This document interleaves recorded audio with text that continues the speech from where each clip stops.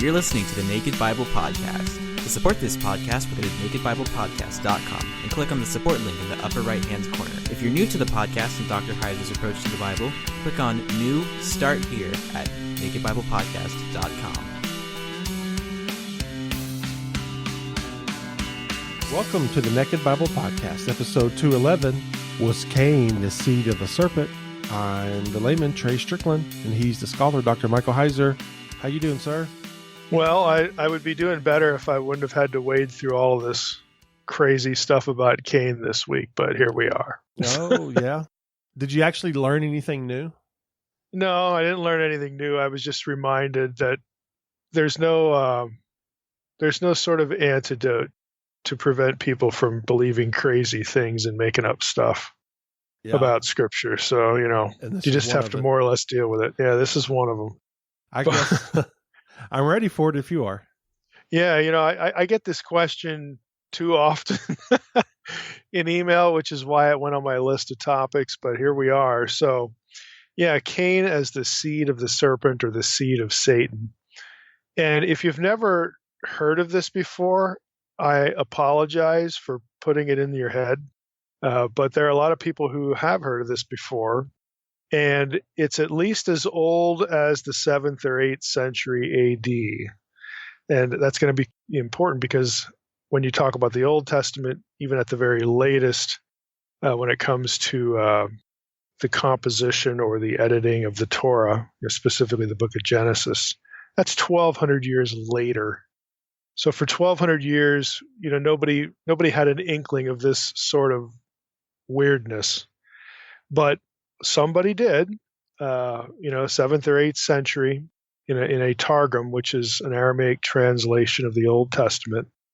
And when we get to this particular Targum, you'll see that this is a whole lot more than a translation. It's actually has a lot of, just extra stuff thrown into there. So the translation is kind of a misnomer. But for 1,200 years, we weren't plagued with this. And since then, we've had one person come up with the idea, and then there are people in the modern world, both contemporary to us and centuries preceding, that are doing theology by anomaly. So they'll take this one item in the whole history of scholarship, and again, ignoring this 1,200-year gap, and say that's the truth. So that's what you get. Again, it's nonsense, but we need to go through the topic again because I get asked about it. It's good to do episodes like this because then I can refer people to the episode and say, hey, we talked about that on the podcast. And listeners, get a little exposure to this kind of thing because they, if they're out there on the web, they may get exposed to this too. So let's just start with a New Testament passage and get into what we're even talking about here. So in 1 John 3:11 and 12, we read this. For this is the message that you have heard from the beginning, that we should love one another. We should not be like Cain, who was of the evil one and murdered his brother. And why did he murder him? Because his own deeds were evil and his brother's righteous. So that's 1 John 3:11 and 12. So Cain is, quote, of the evil one. Now, if you go back to the birth of Cain, this is Genesis 4:1. Here's what you read in the Old Testament, Hebrew Bible. Now Adam knew Eve, his wife, and she conceived and bore Cain, saying, I have gotten a man with the help of the Lord. Now, that's the ESV. That's the whole verse. You say, well, I don't see anything in there about Cain being fathered by the serpent or Satan. It's pretty clear. Adam knew Eve, his wife. She conceived and bare Cain. And it's correct. It is straightforward. But as we're going to see, again, in one particular Aramaic Targum, this gets really, really muddied. It essentially gets changed. The Aramaic, again, quote unquote, translator injects theology, injects ideas into his Targum, and then the rest, as they say, is history. So again, the issue before us is this notion that Cain was fathered by Satan, fathered by the serpent. And after, again, reading those two passages, you might ask the logical question, well, why would anybody think that, of the evil one? That's kind of ambiguous. I mean, it could be easily metaphorical. I mean, where's the literalness going on here? Nothing in Genesis 4:1 really says this. Again, then that suggests very strongly that 1 John 3 should be taken metaphorically. I mean, if it's not taught in Genesis, and John has obviously read his Old Testament before, and he knows about Cain, since the idea of Cain being fathered, by the serpent or Satan is not in the Old Testament, then we can't read John's statements as though it was written in the Old Testament. So why does anybody think this? Well, I mean, this is just really odd. Well, this view that Cain was the offspring of Satan focuses on some unusual things in the Hebrew text of Genesis 4:1 and the statement in Genesis 5:3. Let me read Genesis 5:3. It says, "When Adam had lived 130 years, he fathered a son in his own likeness, after his image, and named him Seth." Okay, Seth, of course, replaces Abel, who was murdered by Cain. Now, here's how the reasoning goes. Well, here in Genesis 5:3, Adam fathers a son in his own likeness after his image. Those phrases were not used of Cain in Genesis 4:1. Therefore, Cain is not really the son of Adam. Now, if you're thinking, boy, that's like a textbook non sequitur, you would be correct. Okay? It is a non sequitur. It's a conclusion which does not follow. But again, we're getting into why is this view even out there? So let's sort of start with what we find in Genesis 4:1. And again, I'm going to try to make this digestible. We're going to be doing some Hebrew talk here. And hopefully I can convey what the problem areas are and how, again, those problem areas get handled in things like the Targums, and leading up to this one particular Targum that sort of, pardon the pun, is the genesis for this whole, nutty idea. So you have a couple issues in Genesis 4:1. You have the Hebrew verb kana. That's the one translated, "I have gotten a man." Okay, Eve says, "I have gotten a man." Kana is an unusual verb to describe birthing. Okay, we can put it that way. Kana, and the ESV actually reflects this, is usually translated in English to get or acquire or possess or something like that. The noun that's formed from kana is mikneh, which means possession, like cattle and herds and stuff like that, things you own. So it's a little bit of an odd verb to describe the bringing forth of a child. Now, there are places, though, where kana can mean create. One of them is in Deuteronomy 32, verse 6. Let me just go to that passage quickly. Deuteronomy 32, verse 6, and you think, boy, here we go back to Deuteronomy 32 again. Well, kind of, sort of. It's not divine counsel stuff necessarily, but there are issues here. So Deuteronomy 32:6, that verse says, "Do you thus repay the Lord, you foolish and senseless people?" Again, the writer is going after the Israelites. "Do you thus repay the Lord, you foolish and senseless people? Is not he, the Lord, your Father, who created you, who made and established you?" Now, the verb translated created there is, in fact, this lemma, kana. Okay, so here's an instance where kana can clearly mean create, a reference to Yahweh raising up Israel, creating them, out of nothing, as it were, with Abraham and Sarah. That translation is actually strengthened by noting, and this is getting real technical. If people wanted to read more about this, they could. I'll just tell you where the reference is. But verses 6 and 7 of Deuteronomy 32, again, before the more famous verses 8 and 9, which we talk about a lot, but verses 6 and 7 have a number of words and descriptions, epithets, about the deity El in Canaanite and Ugaritic. And that's important when discussing Deuteronomy 32, verses 6 and 7, because there are a lot of people out there that think verses 8 and 9, that the Most High, when he distributes the nations, and then verse 9, Yahweh's portion is Israel, his people. There are a number of scholars who say, well, Elyon, the Most High, and Yahweh are separate deities. They're distinct deities. Well, the problem is you have, if you look back in verses 6 and 7, you have El epithets there used ultimately, of Yahweh. You have the Lord. Okay, do you thus repay Yahweh? Is not he your father who created you? El is described as the creator, the QNY. It's the same word in Ugaritic as in Hebrew, kana. So this is an El epithet, and El, again, is technically, the Most High, and it gets into all sorts of really technical things with Israelite religion, but we have a phrase here used in Deuteronomy 32:6 to describe Yahweh as the creator in sort of classic El language. And there's 2 or 3 other El elements in verses 6 and 7. I'm not going to bother with that. If you wanted to read about this, you could just Google my last name, Heiser, and then something like El and Yahweh, distinct deities. And I did an online article. There's actually 2 online articles that get into this issue that I wrote for academic journals. We're just going to set that aside. So for our purposes here, Deuteronomy 32:6 shows us that kana could very well, be translated as create.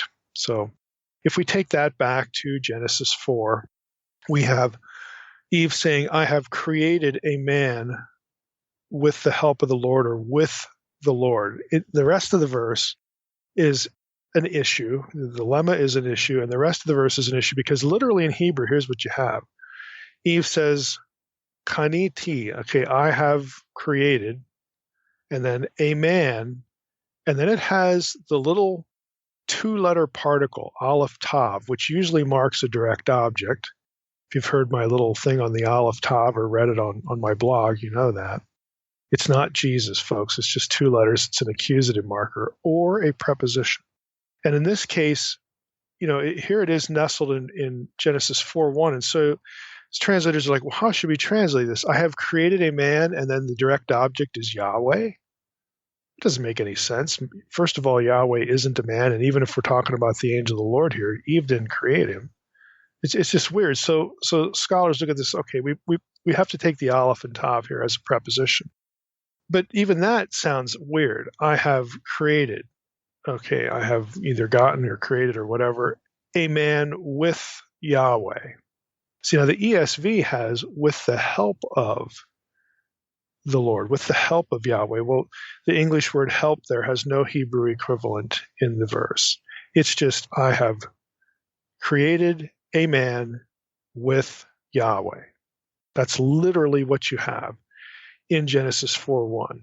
You say, well, who cares? Like how does that relate in any way to Satan? Because Satan isn't Yahweh. I mean, what does it matter? And again, you're thinking well there to ask, questions like that. You're going to see why it matters in a moment, because people who were translating in the scriptures into Aramaic, they obviously come across this, and they don't quite know what to do with it because it's just sort of awkward. How do we understand this? I've already hinted that you could sort of look at this and say, well, I've gotten a man with, or the Lord, or I have gotten a man, Yahweh. Okay, just considering it as a direct object marker. And if you're thinking that thought, then you're going to be thinking about the angel of the Lord. And there are translators, as we're going to see in the Targums, that put the angel of the Lord in the passage. And you say, well, that's still not Satan. Yeah, I know. But there's going to be one guy, as we're going to see, that thinks, oh, we've got a divine being there. And we're just going to pretend. I'm being a little pejorative here, but it really gets down to this. We're just going to think of not that divine being not as Yahweh or not as the angel, but we're gonna think of that divine being as Satan in my translation, and it literally just gets invented. So again, what we have here is we have a few oddities, a few difficulties, a few awkward things in the Hebrew of Genesis 4 when we don't quite know what to do with, or at least present something of a translation challenge. And then we've got this statement over in Genesis 5:3 about, well, when Seth's born, the Hebrew text refers to Seth as being in the image of Adam, or in Adam's likeness, and it doesn't say that of Cain, so Cain can't be from Adam. Again, we have this non sequitur logic operating. So between the difficulties of Genesis 4:1, how to translate that, and then Genesis 5:3, again, really an argument by omission, again, and a non sequitur argument at that becomes, again, the basis for this idea. And then people will go to 1 John 3, Cain is of the evil one. And then you could ask them, well, there's still no evil one back in Genesis 4:1, even with these difficulties. And you'd be right. And they would basically say, oh, well, we've got this one Targum in the 7th or 8th century that has the devil in there. That wins the day. All the other stuff can be ignored that's contrary, including the Hebrew text itself. We can ignore all that. We're just going to go with what popped into this one guy's head, and then we're going to build our belief on that. That's literally what we have going on here. Again, it's really odd. Now I'm going to be referencing a couple of sources here, and one is an article by Scarlatta, last name Scarlatta. And I'll put this in the folder for newsletter subscribers. You can read the article if you want. It's pretty technical because it's really getting into Aramaic translation here. And there's a section on the Septuagint, one on the Vulgate. What do they do with Genesis 4:1? And the article is really about how this idea evolved, just essentially came into being about Cain being fathered by the devil. So it's a technical article, but I'll put it in there in case people are interested in it. Now, let me just pull a few things out of this. Scarlatta, makes the comment about our little two-particle word. It's pronounced et, so it's aleph tav, et. So when I say et from this point forward, I'm talking about this two-letter particle. Usually, it just marks the direct object. It can also be a preposition. They're two different things, but they're spelled the same way, so that we have a homograph issue there. Hebrew is just like any other language; it has homographs. So there's a difficulty of knowing, how do we take this or not. Scarlatta says this: if et is taken as a predicative accusative, again, grammar speak here by the translator, the sentence would be translated, "I have acquired or created a man, Yahweh." In other words, a man who is Yahweh, which, again, on the surface, it doesn't make any sense. But Scarlatta says it could signify that Eve believed she had given birth to the promised seed of Genesis 3:15. Now, that was actually Martin Luther's view. We'll stop there with Scarlatta.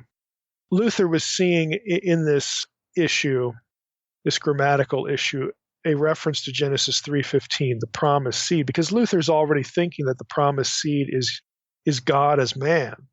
And so Luther's sort of he's reading actually a lot into Genesis 3:15. And again, I'm not saying that it can't go that direction, but again, it's kind of difficult to look at Genesis 4:1 and think to yourself, the writer is trying to cryptically telegraph the promised seed of Genesis 3:15. That's pretty much a leap to get that from the awkward grammar here. But that's what Luther did. So Luther said, hey, we're just going to take this as an accusative marker. And Eve says, I have acquired or gotten or created a man, Yahweh, who is Yahweh. In other words, I've given birth to the promised seed, which will be God as man. Again, it's quite a leap, but for you Lutherans out there, I mean, this is what Luther, how he took it. Back to Scarlatta, he writes that Dilman, who's a famous Semitic grammarian, takes et, and then he gives a few cross references as a synonym for another preposition, im, which means with, and he argues that they are interchangeable. And then Scarlatta notes, but as Westermann notes, he's citing Westermann, in all the passages Dilman cites, with is always used of God helping man, never the reverse. Now, I'm going to break in here. I don't think this criticism that Scarlatta issues here makes any sense. Because in Genesis 4:1, you don't have the reverse. You don't have man helping God. You don't have Eve helping God. So I don't think his criticism works here. I think I'm with Dilman here. These could be interchangeable.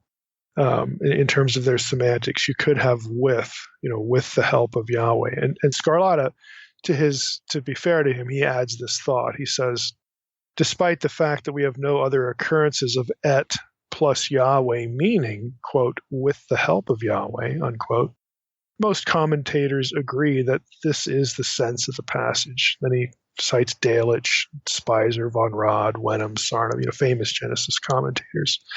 So again, you can look at it that way and say we've got a preposition here, and Eve is saying, I've gotten a man, with the help of the Lord, with the Lord's assistance.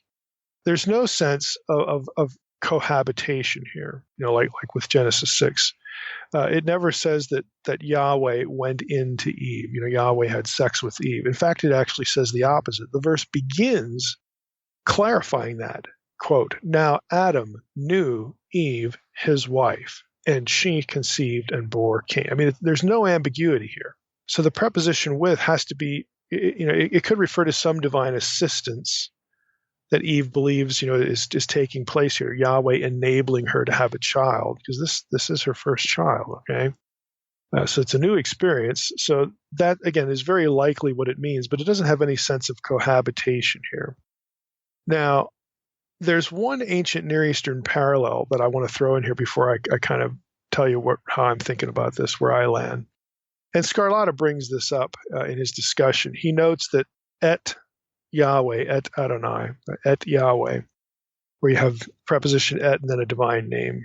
There's a notable parallel in the ancient Near Eastern literature to this. He says, others have turned to ancient Near Eastern parallels to find a possible solution. Skinner argues that the Babylonian account of Aruru creating the seed of humankind, quote, together with, unquote, Marduk, demonstrates that Aruru, the mother goddess of the Babylonians, is a likely parallel to Eve, who represents, quote, he's quoting Skinner now, not a mortal wife and mother, but a creative deity taking part with the supreme God in the production of man, unquote. A closer correspondence may be found in the Atrahasis epic, where the goddess Mami, M-A-M-I, Mami, is commanded by Enlil to create humankind. She responds to this command, quote, it is not possible for me to make things. Skill lies with Anki. So she's like, hey, this is a little bit beyond my job description. So Scarlata adds, if we understand Genesis 4:1, in the light of the Atrahasis epic, the difficulty of et Yahweh is resolved with the parallel iti enkima, okay, with Enki. Remember that Mami had said, it is not possible for me to make things. Skill lies with Anki. Skill lies iti enkima. That's the Akkadian equivalent of et with a divine name. Iti with a divine name, in this case Anki. So Scarlata says this potentially clarifies Eve's declaration as a celebratory pronouncement of her ability to bring forth life with the help of Yahweh. Now, that's the end of Scarlata's quote. This is me talking now. I think the parallel does have some significance because it aligns well with a biblical pattern, a biblical idea. Think of it this way. There are many other births in the Old Testament that are credited to supernatural help or intervention. You have Sarah, okay, Sarah giving birth to Isaac. She couldn't have kids. She's too old. It took divine help to do that. You have Hannah, again, with the birth of Samuel. She was barren. She cries out to God, and that says the Lord remembered, Hannah, and then Samuel is born. So there's something going on there where God enables the woman, and the woman acknowledges it. God enables the woman to have a baby, have children. So there are other examples of this where you have supernatural help or intervention being credited to the birth of a child without direct, intercourse, divine intercourse, which we've already seen Genesis 4:1 actually rules out. So as a result, the door is open to Eve, quote, crediting God for the procreation of the child. Again, it's a very normal Old Testament idea. Basically, this notion of procreation, Eve, I have procreated a man with the help of the Lord. I have created a man with the help of the Lord. This idea, again, comes down to whether we think Eve presumed divine intervention of some sort in the birth of her child. We know who the father is. It's Adam. The text is very clear. So in that sense, kana might actually make sense here as a verb of choice to convey the creation idea. And our weird preposition there is just there to make the point that Eve is crediting Yahweh with helping. It's that simple. And again, I think it is that simple. But again, people aren't content in many cases with simplicity and clarity. They would just want to make stuff up. I would also ask again or point out again, in verse 25, you go down to chapter 4, verse 25, it's very clear again that Adam is the child, or not the child, Adam is the father. Because in 4:1, Adam knew his wife, Eve, and she conceived. You get down to verse 25, which a lot of people skip, and it says, and Adam knew his wife again, and she bore a son and called his name Seth. Now, isn't that interesting? See, remember back at the beginning of our episode here, we read Genesis 5:3, when Adam had lived 130 years, he fathered a son in his own likeness after his image and named him Seth. And then the people who want to have this Cain comes from Satan idea will say, well, that was never said of Cain, being fathered by Adam in Adam's own likeness and after his image. And so Cain can't be Adam's son. Well, that's just blown to bits by verse 25. Adam knew his wife again. Okay? She bore a son and called his name Seth. Okay, for she said, God has appointed for me another offspring instead of Abel. So it's very clear that Adam is indeed the father of Seth. And we don't have this image language in Genesis 4:25. We don't need it. And verse 25 connects back to verse 1. So Adam is the father of both Cain and Seth. And this language of Genesis 5:3 doesn't telegraph anything different. It is in concert with Adam being the father of both. But again, let's not let the clarity of the text muddy the theology that we want to angle for. So now we get into the Targums. I mean, this is really where the rubber meets the road. What we've talked about to this point is essentially how people try to basically baptize this view, going back to Genesis 4:1 and essentially monkeying with it, or I'll be so bold when it comes to the people who are doing theology on the internet, they basically just bungle it. They misunderstand what's going on in the text, and on it, I'll just be honest, they don't care. They have a view they want to argue for, and anything that is sort of a little out of the ordinary in terms of an expression, they're not going to do research as to how it makes sense in the context of Old Testament theology. They have found the little anomaly thing that they're looking for, and they're going to ride it to the end. That's how it's done. So let's get into the Targums, though. We can actually get into some ancient material here. Now, Targums, again, ostensibly, are Aramaic translations of the Old Testament. I say ostensibly because, again, that's what's meant by the term. But some of them, where we're going to end up, in our episode here, some of them go way, way beyond translating the words of the Hebrew text to inserting whole sentences, several sentences, into the material. And that is not a translation. That's like in the course of making a translation, you also are writing a commentary. You're editorializing in the work, and then you're passing off the results as though it's a translation. It's well beyond a translation. But let's start with one that's not, so wacky. A Targum called, these are all Targums of Genesis, again, Aramaic forms of Genesis. Targum Onkelos. Now, the date of this, and I'm going to refer consistently to the series. There's an edited, essentially a whole commentary series on the Aramaic Targums, edited by McNamara. That's McNamara. In this particular volume on Targum Onkelos, the editors are Cathcart, Maher, Maher, and McNamara. And Targum Onkelos, they date very firmly to the 2nd and 3rd centuries AD. They actually say, quote, that the final redaction of Targum Onkelos occurred in the 3rd century AD. So this is late material. This is after the New Testament period. This is, again, an Aramaic translation of the Hebrew Bible, Old Testament material, but it's actually pretty late. So, keep that in mind as we discuss this. This is not like you have people putting things into Aramaic right when the scriptures are getting written. That is not the case. Now, Targum Onkelos reads this in Genesis 4:1. This is a literal rendering. Again, this is going to be from McNamara's volumes. And Adam knew his wife Eve, and she conceived and gave birth to Cain. And she said, I have acquired a man from before the Lord. So it's pretty literal until you get to that little et particle, that little, is it a direct object marker or is it a preposition? So Targum Onkelos has Eve saying, I have acquired a man from before the Lord, not from the Lord or not with the Lord. It's from before the Lord, which is a little odd. Scarlatta comments here about this translation. He writes, there's a widespread Targumic tendency to eliminate anthropomorphic and anthropopathic phrases descriptive of God, and this sometimes involves the use of the word kedem, which is the word translated before, as a device to put a distance between God and human beings. The preposition thus helps create a buffer between the human and the divine. Now, other scholars, that's the end of Scarlatta's quote.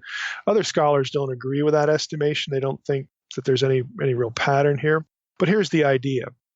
The idea is that the Targum translator, whoever translated Targum Onkelos, he's translating along, I have acquired a man, and then it's like, okay, I have acquired a man et Yahweh. Well, she can't be acquiring Yahweh or creating Yahweh. And we don't want it to really sound too much like Yahweh is a man, the product of a birth process. That's just kind of weird. So he takes the little two particle et, doesn't translate it as with the Lord, like with the help of the Lord. He wants to even remove God from sort of being too close to the birth process. So instead, the translator opts for, I have required a man from before the Lord, like in the Lord's honor or something like that. So it distances Yahweh from the birth process a little bit. That's Scarlatta's point.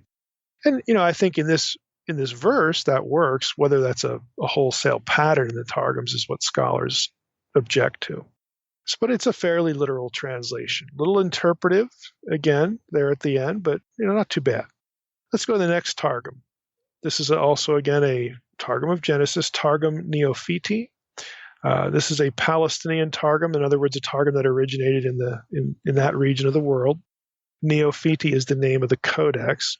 And the date, again, from Cathcart, Maher, and McNamara, they write this, quote, we have very strong evidence from rabbinic sources that written texts of the Targums of the Pentateuch, Palestinian Targums, existed in at least the late 3rd and early 4th centuries of our era, in other words, AD, the Common Era. And there are indications that they were known there in Palestine earlier still. Again, that's the ambiguous part, how early, century or two, who knows. But it's still in the AD side of things. It's still centuries removed from the actual, composition and final, form of the Old Testament. So that's the end of their quote. So again, it's first few centuries AD. Now here's what Targum Neophiti does. Genesis 4:1.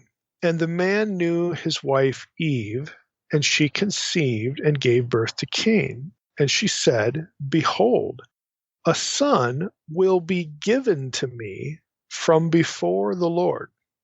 So now we have another idea inserted here. It's odd because this translation ignores the wordplay between Cain, that's Cain, Qayin in Hebrew, and the verb used for the birth, kana, Qnh, is the lemma consonants. Personally, I think that's another big reason why kana was chosen as the verb here. It's a little odd to use kana for bringing forth children, but I think the writer deliberately chose this because it looks like the name. It has basically the same consonants as the name. We call that assonance. It's an auditory similarity.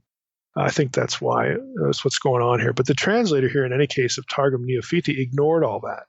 They ignored, kana as a verb lemma and ignored its similarity to Cain. And instead of translating kana as create or acquire, the translator actually sort of presumed he presumed the idea of being given the child, not acquiring the child or not creating the child, but being given. It's a passive idea. The Aramaic here substitutes, instead of kana, it substitutes a different verb. That's YTB, in transliteration. Yathab. It means to give. So this is how this is just a translator decision. And the form is actually in, passive reflexive. It's in the ithpael if you're into Aramaic. But that's the rendering. Behold, a son will be given to me from before the Lord. So you have that distancing language of Yahweh. And in this case, Eve doesn't even get to really get the credit for bearing the kid. The son is being given. Now, of course, she's the mother. No one's denying that. The translator didn't deny it. And you could argue that by wording it this way, more credit is given to God. A son will be given to me from before the Lord. And less credit is given to Eve, something like that. So it's not, again, it's not awful, but it just shows you that, again, they're trying to express a certain idea in the way they translate things. Now here we finally get to the Targum that just throws a stick of dynamite into all this. This is Targum Pseudo-Jonathan. That's its name. And the earliest known text, this reading in Targum Pseudo-Jonathan for Genesis 4:1 is the earliest known text that has Cain being fathered by Satan. As for its date, again, Cathcart, Maher, and McNamara write this. They write that various studies, quote, allow us to accept with confidence the view that this Targum in its final form cannot be dated before the 7th or 8th century, unquote. Now, if you read their commentary on Targum Pseudo-Jonathan, some will argue that you could move this particular Targum back to an era similar to the other ones, 2nd, 3rd, 4th century AD. But with confidence, they say, in its final form, you can't date it before the 7th or 8th century.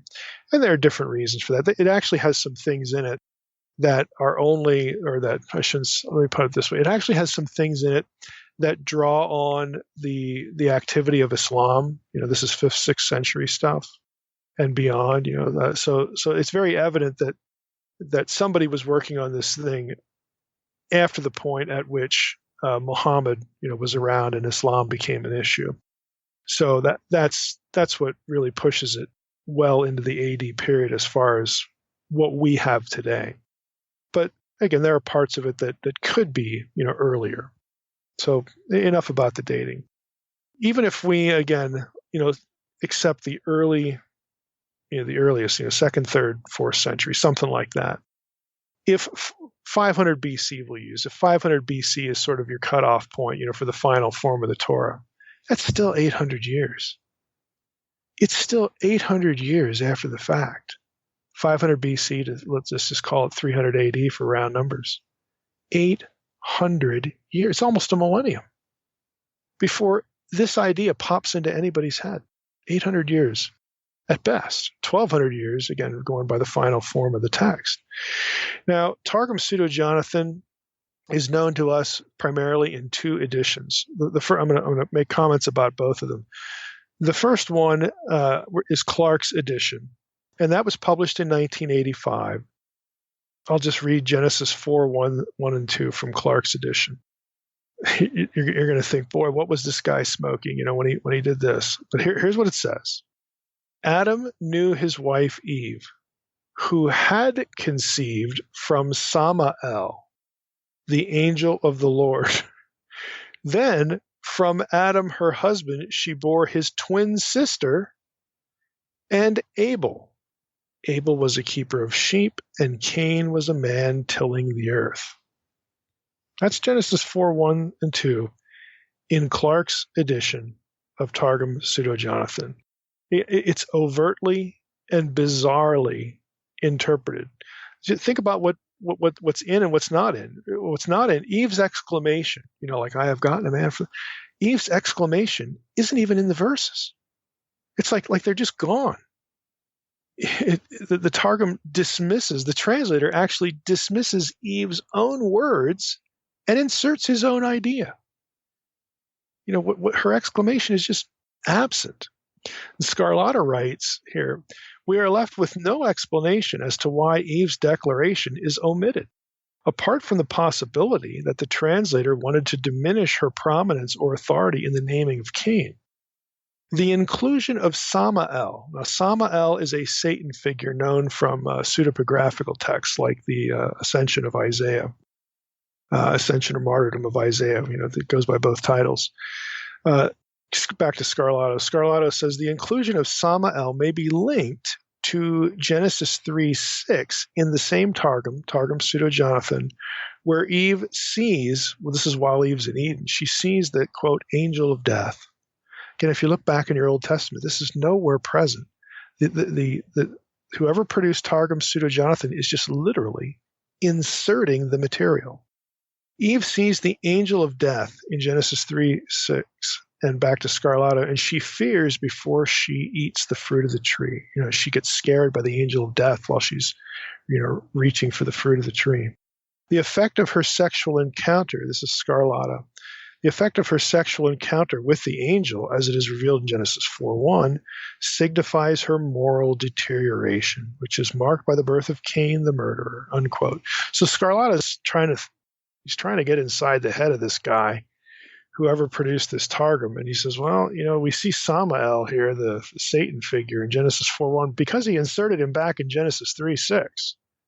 Well, that's nice, Look at what else we get. We get a twin sister.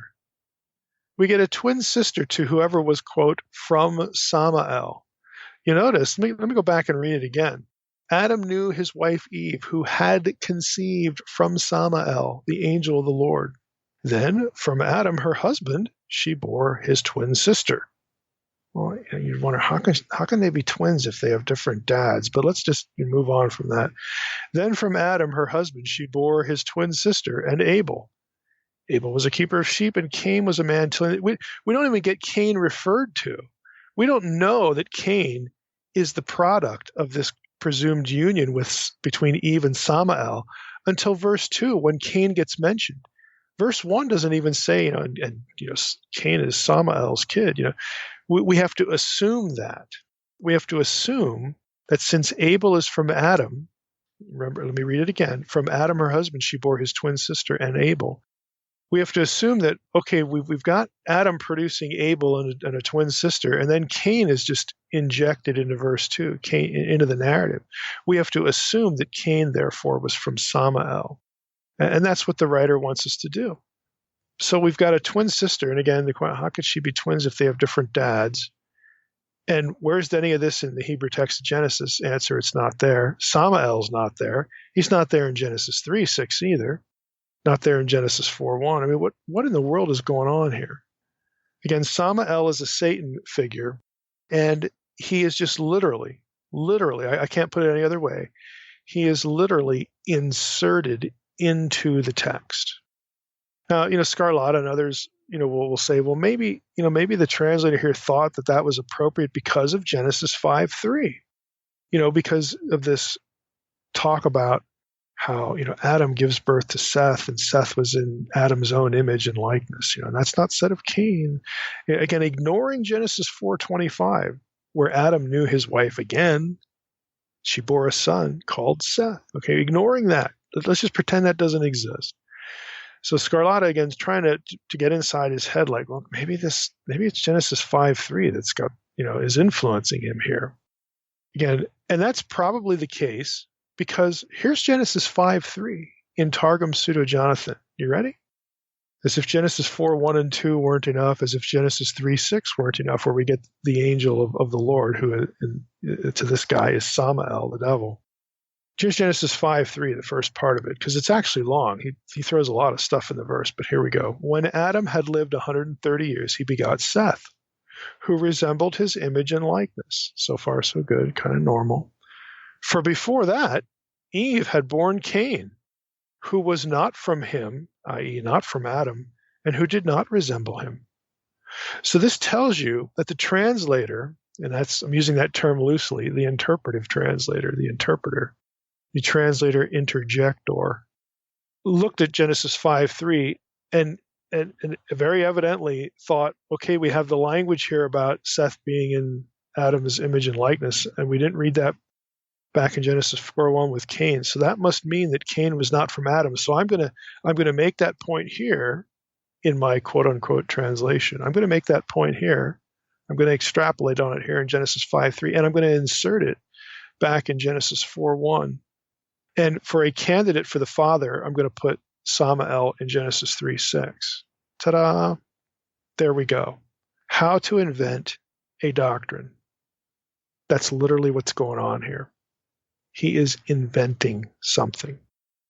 Again, you look at this and you go, well, how in the world, we'll get to the larger, why do people even bother with this? It's just so obvious.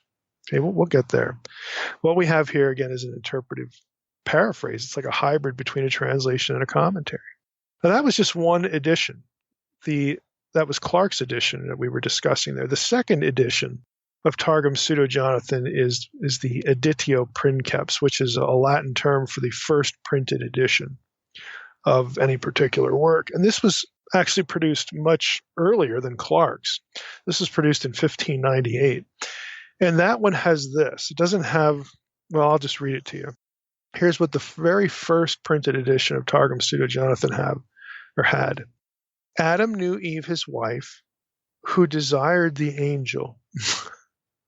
And she conceived and bore Cain. And she said, I have acquired a man, the angel of the Lord. That's the end. Now, again, that's bad enough, but you could see how Clark, again, or not Clark, but it's not Clark's fault. He's just assembling manuscript data. You could see how how somebody added the elements, again, in what wound up as Targum Pseudo-Jonathan for us, would look at that. If this is what they began with, this statement, Adam knew Eve, his wife, who desired the angel, and she conceived and bore Cain, then he just drops names in there.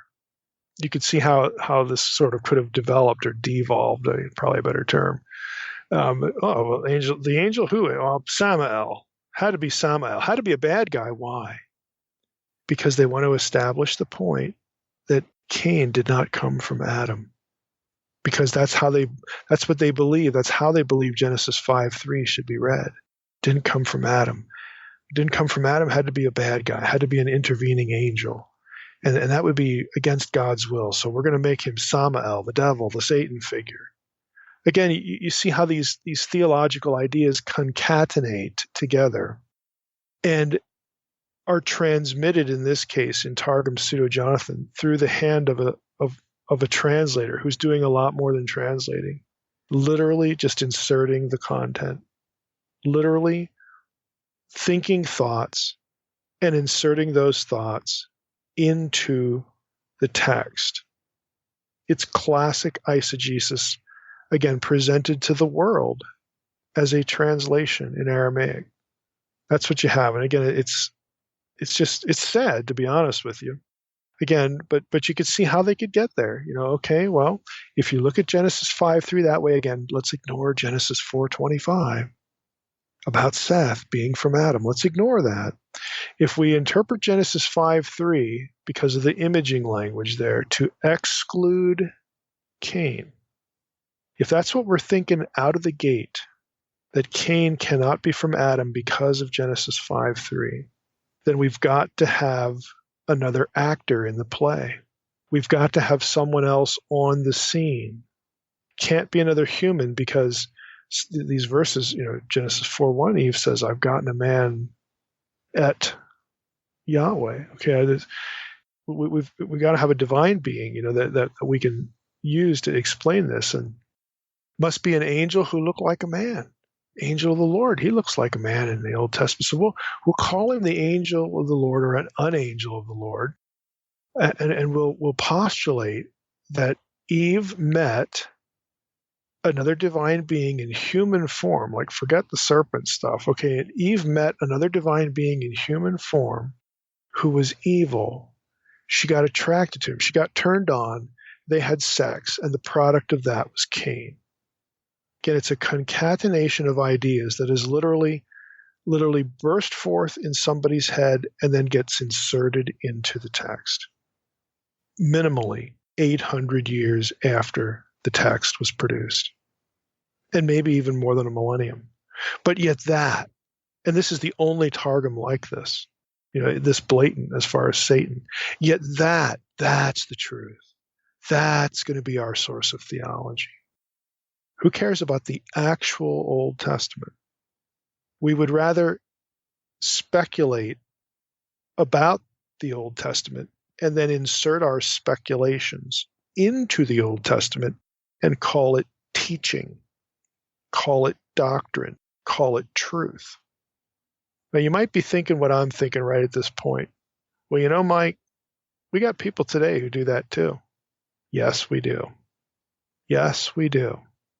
And those same people love to come across stuff like this because it sort of validates their method, their speculation, calling the fruit of their own imagination teaching. And I don't want to drift off into a diatribe about Christian Middle Earth here, or just Middle Earth in general. But it's ground zero for this kind of stuff. And there were people doing it in antiquity as well. And we are living with the results of it. Even more bizarre. You think, well, how can it get more bizarre than this, Mike? Oh, it can. Let's leave the Targums and go to rabbinic tradition.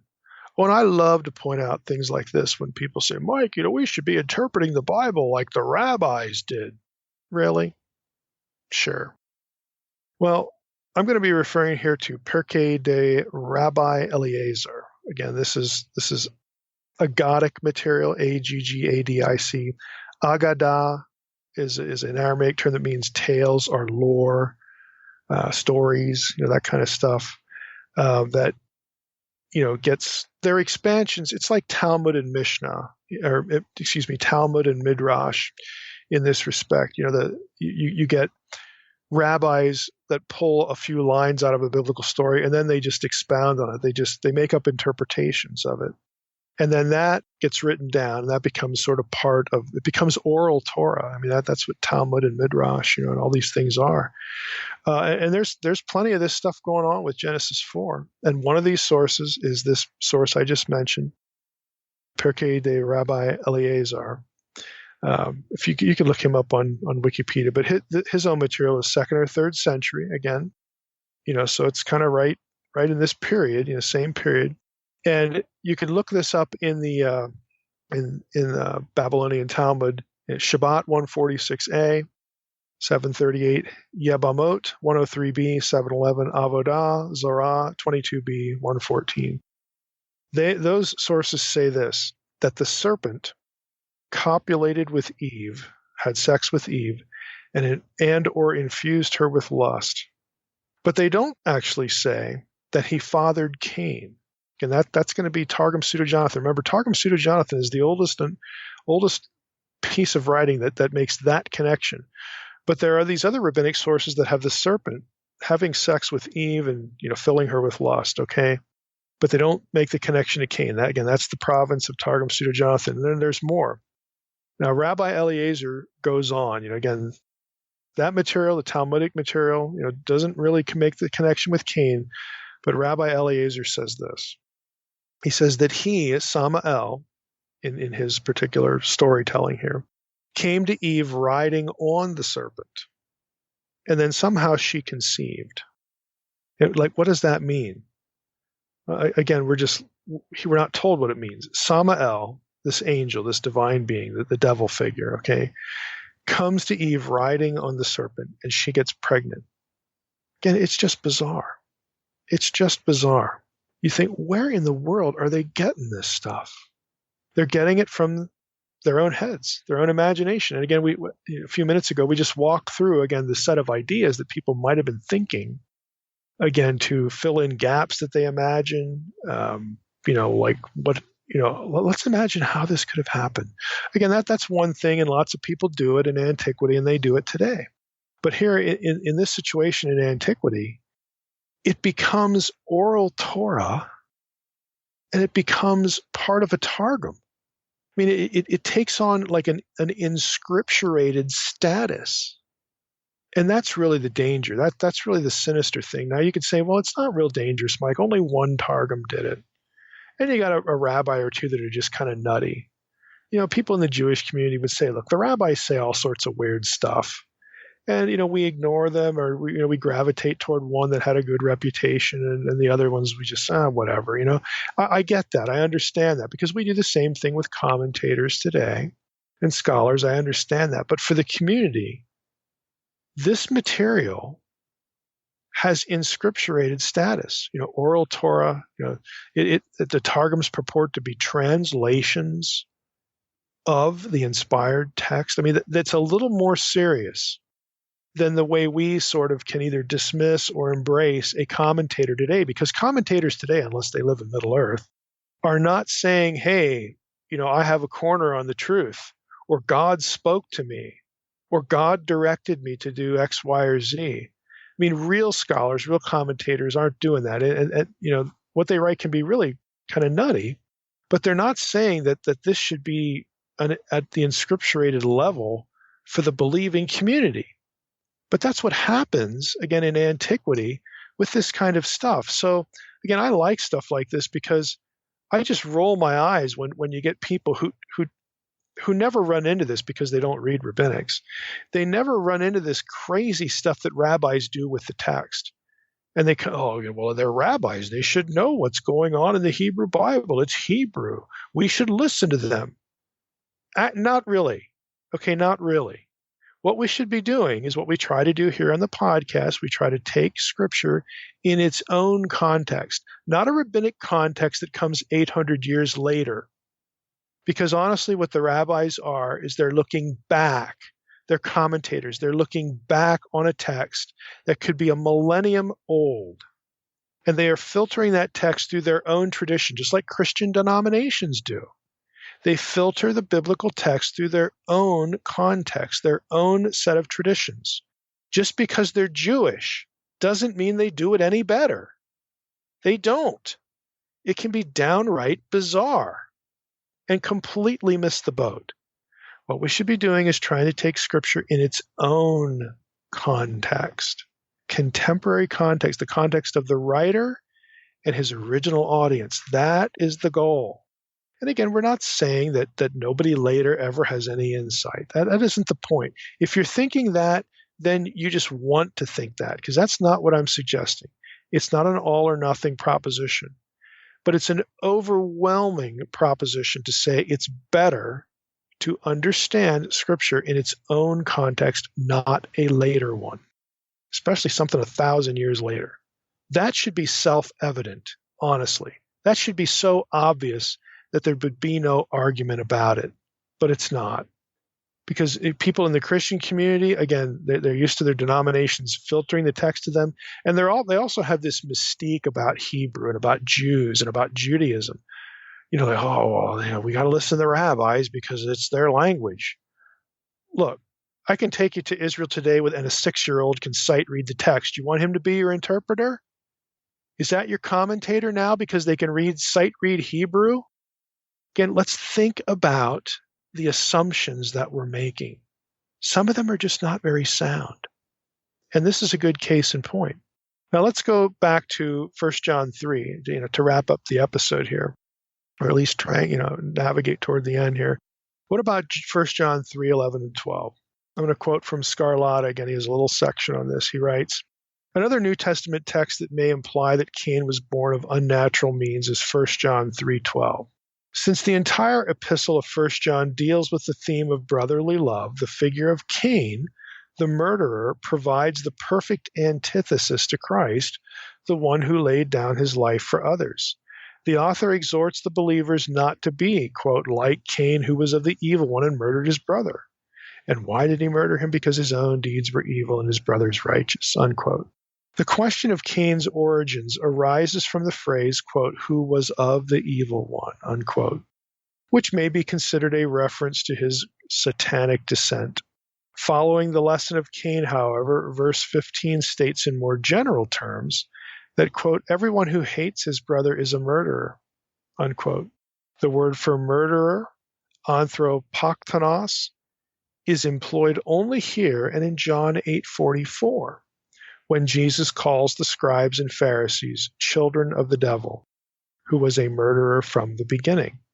Now, again, well, let me just add one more sentence from Scarlatta. He writes, in verses 1 to 9, there's a sharp contrast delineated between the children of God as those who no longer sin or keep sinning, practice sin, and those of the devil who continue to sin. This polemic is summed up in verse 10. I would say verse 10 is, in fact, the key to understanding 1 John. Okay, let me read it to you.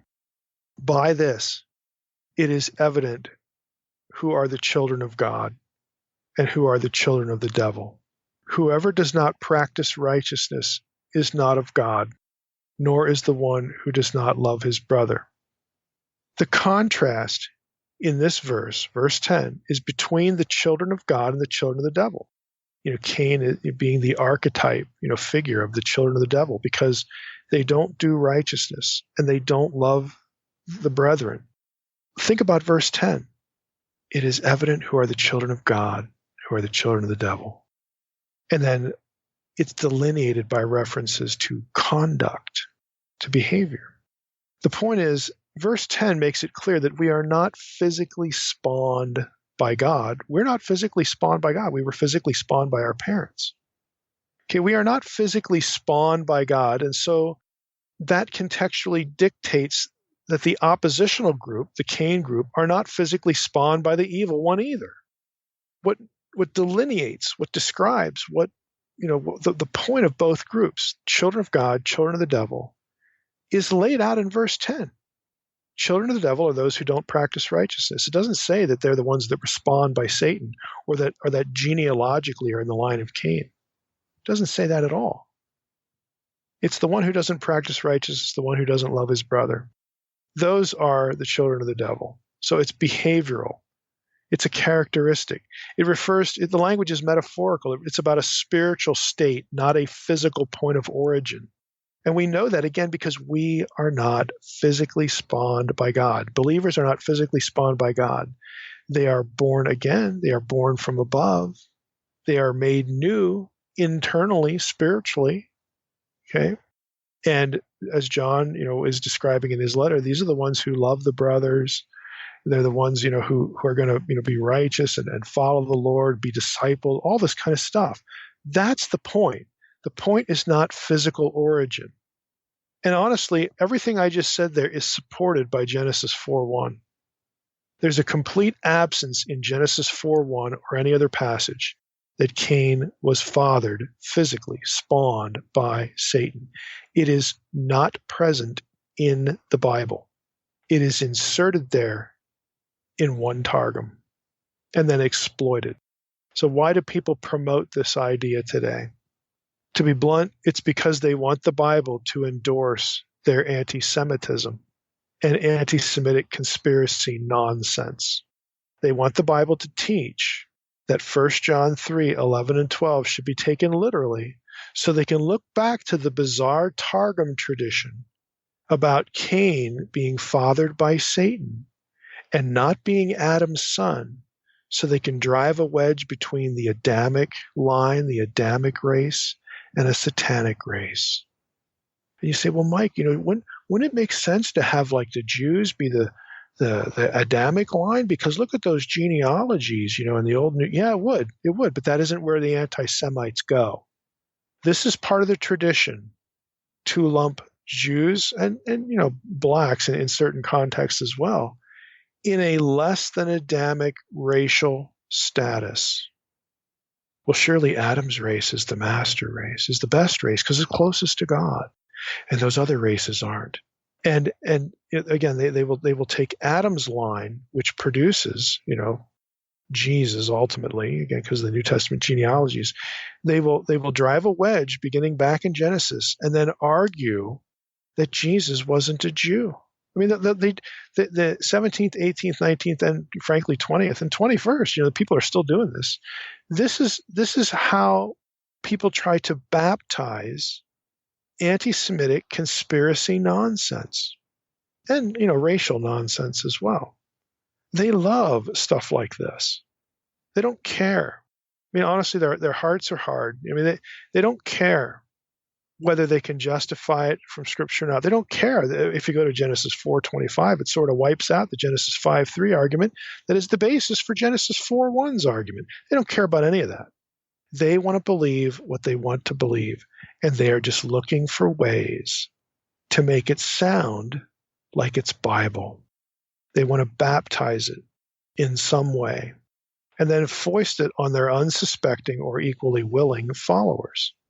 That's what they want to do. That's why people promote this idea today. They haven't discovered any lost knowledge. What they're doing is adopting and absorbing made-up stuff and calling it truth. That's what they're doing. So again, this topic's a bit off the beaten path, but I think it's an important one. You run across this on the internet, you should know what is behind it. And what is behind it, in terms of text, is a misunderstanding of the actual biblical text and a gravitation toward one particular targum that goes leaps and bounds beyond translating a parent Hebrew text. It goes leaps and bounds beyond translation to the insertion of ideas that popped into the translator's head. And they become inscripturated, and they take on the character, for some, again, willfully, who desperately want their idea to attach somewhere to some text in antiquity. Like this one text, born 800 to 1200 years after the Old Testament was done. This one aberration now captures the truth. They believe it because they want to, not because it makes any sense, not because it's exegetically defensible. They believe it because they want to. Mike, we could have saved our listeners a whole bunch of time and just simply wrapped up this with one coin phrase, and that is fake Targum. Yep, fake Targum, fake translation. Yep, fake news, fake Targum. There you go. Plain and simple. Yep. All right, Mike. Well, next week, can you let us know what we're going to be talking about as far as Joshua 1-8? Yeah, several months ago, a listener asked my opinion on the stories of Joshua, again, part of the conquest narrative, specifically Joshua 1-8, and the Ugaritic Keret epic. Keret was a king in Ugaritic literature. And so that's going to be our topic. Why, how should we think about, the fact that Joshua 1-8 has some pretty, clear similarities to this Ugaritic text. So we'll get into that next week. All right, Mike. Well, with that, I just want to remind everybody to, if you haven't done so, please go rate and review us wherever you consume our podcast. We appreciate the over 500 people that has given us a review on iTunes. I know that's the most popular, but it really does help wherever you listen to the podcast, even if you're on social media, Twitter, Facebook, you name it. If you wouldn't mind giving us a shout out if you like our show to help other people that might find our podcast useful, we would appreciate it. And with that, Mike, I just want to thank everybody for listening to the Naked Bible Podcast. God bless. Thanks for listening to the Naked Bible Podcast. To support this podcast, visit www.nakedbibleblog.com. To learn more about Dr. Heiser's other websites and blogs, go to www.drmsh.com.